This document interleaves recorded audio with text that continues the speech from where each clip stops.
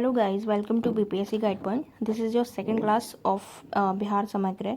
इसमें हम history of Bihar पढ़ेंगे, specially history of ancient Bihar. Okay, तो एंशियंट टाइम पीरियड की अगर हम नॉर्मल वे में भी बात करते हैं तो उसके अंदर हमारे ये एजेस आती हैं। स्टोन एज, वैदिक पीरियड, महाजनपदा, उसके बाद बुद्धिज़्म जैनिज़्म का फेज़ आएगा।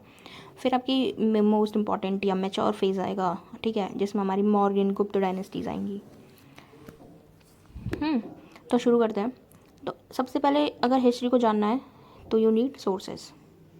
कौन सी सोर्सेज? Archaeological, literary. दो ही तरह की सोर्सेज होती हैं, या तो आपको मटेरियल रिमेन्स मिले हों या फिर आपको कोई लिटरेरी एविडेंस मिला हो जिसको पढ़ के आप आइडिया लगा सकते हो कि हाँ ये चीज़ें उस टाइम हुआ करती थी। आर्कोलॉजिकल सोर्सेज की बात करें, स्पेशली हम प्री हिस्टोरिक एरा की, प्री हिस्टोरिक की, जिसमें लिटरेरी एविडेंसेस नहीं होते थे। तो जैसे कॉपर स्टोन ऑब्जेक्ट्स मिला है, पॉटरी मिली है, कहाँ से? मुंगेर, चिरान।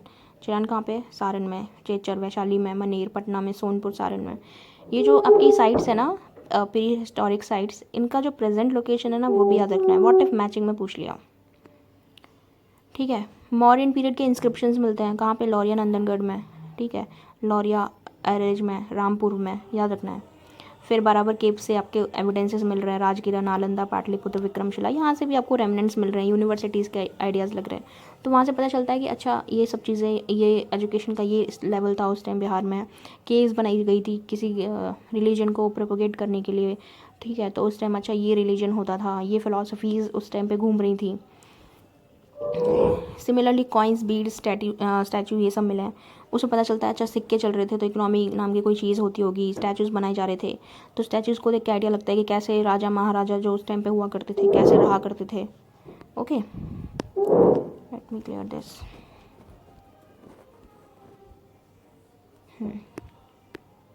अब लिटरेरी सोर्सेज की बात कर रहे हैं तो रामायण, महाभारत, पुराना, बुद्धिस्ट वर्क, बुद्धिस्ट वर्क में कौन सा? अंगुत्तर निकाय, दीघ निकाय, विनय पिटक। फिर जैन में आपका भगवती सूत्र आएगा। भगवती सूत्र एंड अंगुत्तर निकाय बहुत इंपॉर्टेंट है, तो उनको भूलना नहीं है एंड उनको याद भी रखना है कि ये किस वर्क का पार्ट है, ठीक है। फिर मेगास्थनीज जो था चंद्रगुप्त मौर्य के टाइम पे जो आया था एम्बेसडर, उसकी भी किताब है इंडिका। फायन के टेक्स्ट हैं, युवन संघ के, आई संघ के, तो उनके टेक्स्ट भी रेफरेंसेस बिहार के मिलते हैं। कौटिल्य के अर्थशास्त्र, मगध एम्पायर के टाइम का, ठीक है, तो वहाँ पे बहुत डिटेल में लिखी गई हैं चीज़ें। अब चलो स्पेसिफिक टाइम पीरियड की बात करते हैं।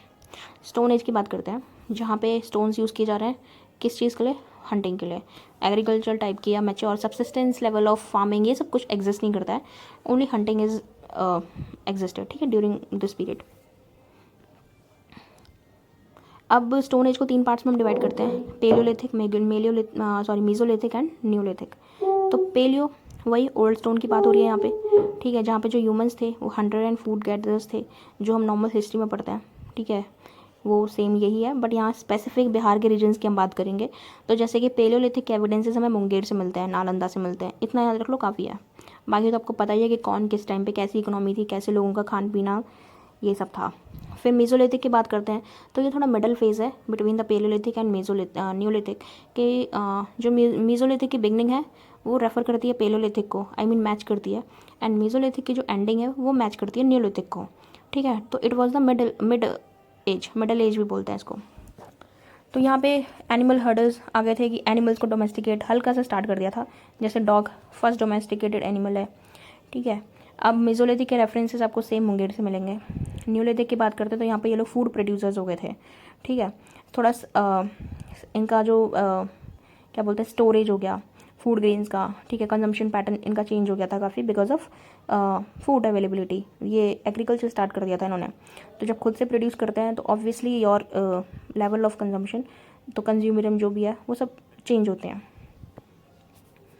फिर इनके रिमेन्स देखें तो ये बिहार के प्लेन से मिलते हैं, जैसे कि चिरान, अब अभी जो हमने ऊपर पढ़ा था, चेचर, पटना, मनेर, सनवार कहाँ पे? रोहतास में। कुछ केव पेंटिंग्स मिली हैं कैमूर, नवादा, जमुई में। ओके, तो ये हमारे बिहार के रेफरेंसेस हो गए। चालकोलिथिक कॉपर एज जो पीरियड था, चिरान, सोनपुर, तारादी, चेचर, मनेर, यहाँ से कॉपर के एविडेंस मिलते हैं। ओके, एंड कॉपर के साथ साथ स्टोन टूल्स के भी एविडेंसेस साथ में साइमल्टेनियसली चल रहे थे। ज़रूरी नहीं है ना कि कॉपर आ गया तो स्टोन को यूज़ करना आप छोड़ दोगे, यूज़ कम हो जाता है बट एग्जिस्टेंस दोनों का रहता है। अब वैदिक पीरियड की बात करते हैं तो वैदिक में क्या था, आर्यन सिविलाइजेशन, आर्यंस आए थे सेंट्रल एशिया से मूव करके इंडिया में एंड यहाँ वो बस गए थे।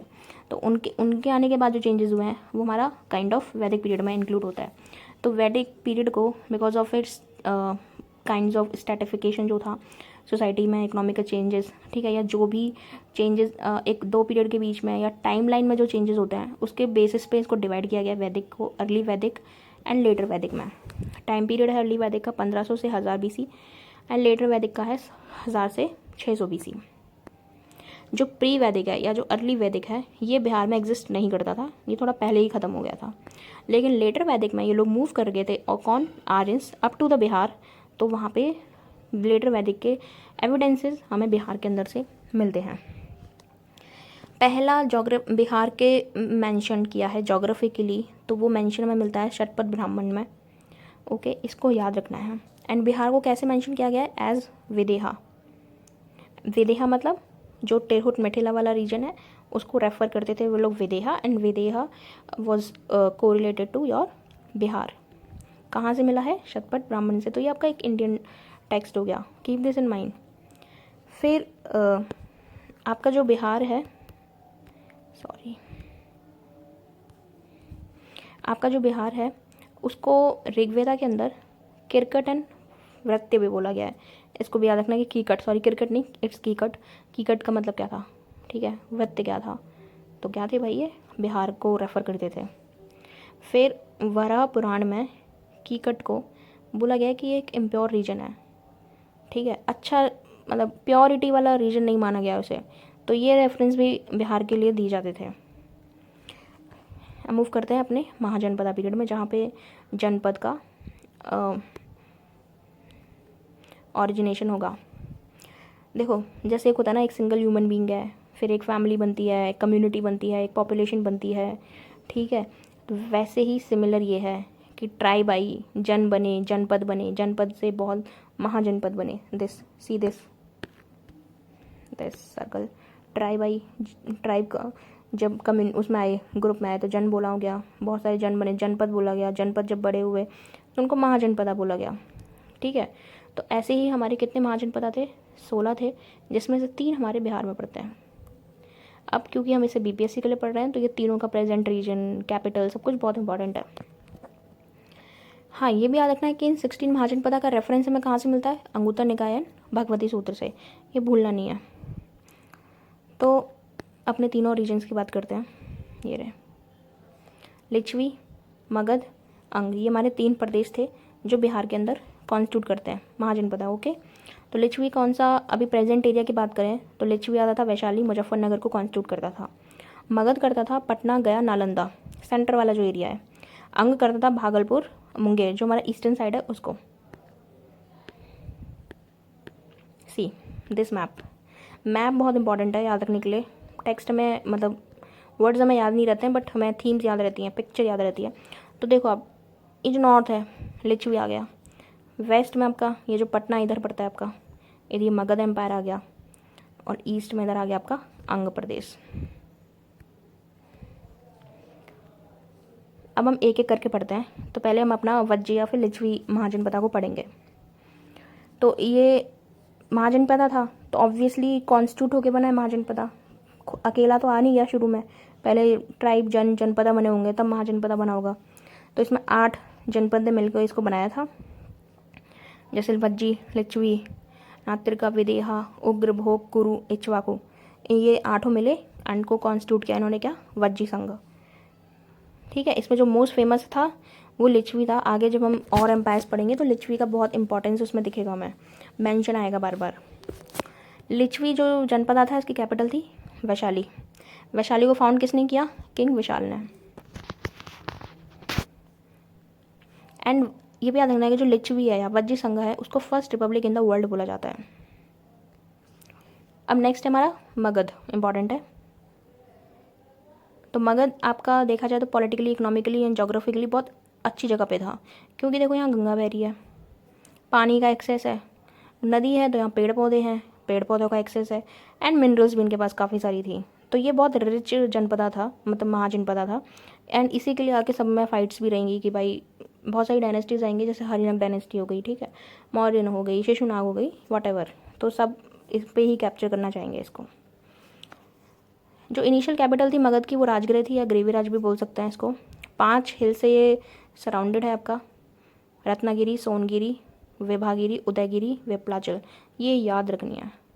4 तो आपकी गिरी हो गई, रत्ना, सोना, विभा, उदय, और 1 वेपलाचल याद रखना। अब मगध का स्प्रेड देखें तो पटना एंड गया, अभी हमने पीछे ही पढ़ा था, पटना एंड गया में है। एंड इसका डिस्क्रिप्शन कहाँ पे मिलता है सबसे पहले? अथर्ववेद में। मतलब किस किस का? मगध का और जो अंग प्रदेश है, इन दोनों का ही फर्स्ट टाइम रेफरेंस हमें अथर्ववेद से मिलता है। अब तीसरे महाजनपदा पे आते हैं, जो कि हमारा अंग 2 ही प्रदेशों में फैला हुआ है, मतलब डिस्ट्रिक्ट में, Bhagalpur and Munger, present time के हिसाब से। इनकी जो कैपिटल थी अंग की वो थी चंपा। मगध रूलर जो बिंबिसार था उसने अंग को कैप्चर किया था, किसको हरा के? ब्रह्मदत्त को हरा के।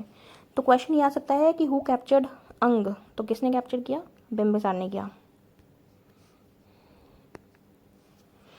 अब नेक्स्ट जो हमारा यहाँ से है, ये थोड़ा डिफरेंट कॉन्टेक्स्ट स्टार्ट हो जाएगा डिटेल में, रेस्पेक्टिव डायनेस्टीज जो बिहार में आई हैं, तो ये हम नेक्स्ट वीडियो से स्टार्ट करेंगे। आई होप आप लोगों को ये चीज़ें समझ आ गई होंगी, याद हो गई होंगी। एंड ये जो मैप्स है ना, इग्नोर नहीं करना है, कुछ याद रहे ना रहे, ये जो छोटी छोटी जैसे ये भी है ना, तो ये भी आपके बहुत सारे डाउट्स वहाँ पे क्लियर करेगा। ये है, आपको बीच में डिस्ट्रिक्ट नहीं पता लेकिन आपको डायरेक्शन पता चल रहा है, तो you will be able to eliminate the options. Okay, तो अभी हम नेक्स्ट वीडियो में मिलेंगे। Thank you so much.